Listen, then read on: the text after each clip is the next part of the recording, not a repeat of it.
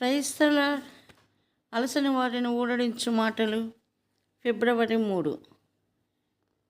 ఈ పట్టణమున్న చోటు రమ్యమైనది, కానీ నీళ్లు మంచివి కావు, అందుచేత భూమియు నిస్సారమై ఉన్నది. 2 రాజులు 2:19.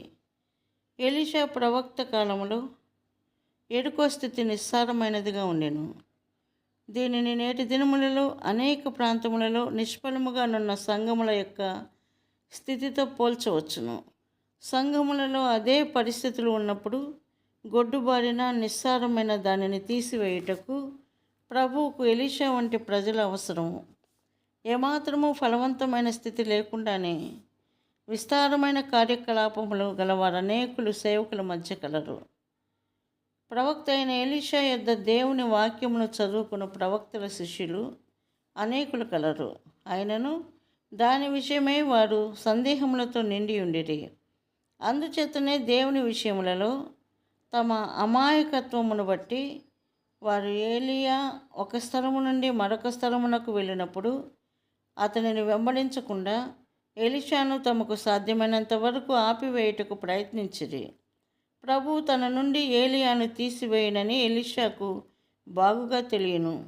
ప్రవక్తల శిష్యులు కూడా దీనిని ఎరుగుదురు. 2 రాజులు 2:3. తాము ఎలీషాతో వెళ్ళుటకు బదులు ఏలియాను వెంబడించకుండా అతనిని అడ్డగించుటకు ప్రయత్నించిరి. అంతము వరకు ఏలియాతో ఉండుటకు ఎలీషా ఎలాంటి శ్రమ ద్వారా వెళ్ళుటకైనా లేదా ఏమి అర్పించుటకైనాను సిద్ధముగా ఉండెను. ప్రభువుకు ఎలీషా వంటి నమ్మకమైన సేవకులు అవసరము. ప్రవక్తల శిష్యులు ఏలియా ఎలీషాలను సందేహపు మనస్సులతో గమనించుచుండిరి. ఎలీషా ఒంటరిగా తిరిగి వచ్చినప్పుడు వారు అతనికి తమ సందేహములను వెల్లడి చేసిరి. యెహోవా ఆత్మ అతనిని ఎత్తి ఒక పర్వతం మీదనైనను లోయ ఎందైనను వేసి ఉండునేమో అని వాదించి వారి మధ్య బలము గల 70 మంది అతని దేహమును వెదకుటకు వెళ్ళగోరిరి. వారు ఏలియా ఆరోహణమగునంత వరకు అతనితో ఉన్నను చింతపడక ఘనముగా సమాధి కార్యక్రమము కలిగి ఉండవలెనను కోరిక కలిగి ఉండిరి. ఈ ప్రవక్తల శిష్యులకు దేవుని వాక్యమును వివరించు ఏలియా వంటి దైవదాసులున్నను వారు అవిశ్వాసముతో నిండి ఉండిరి. అదే రీతిగా నేడు దేవుని వాక్యమును బోధించు బలమైన నమ్మకమైన దైవదాసులు అనేకులు కలరు.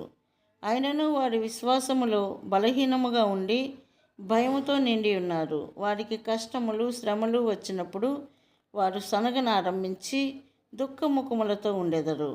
మనము ఎలీషా వలె ఉండుటకు నేర్చుకొనవలెను. తద్వారా నిస్సార స్థితిని తీసివేయుటకు ప్రభు మనలను వాడుకొనును మరియు ప్రతి పరిస్థితిలోనూ ఫలవంతముగా ఉంచును.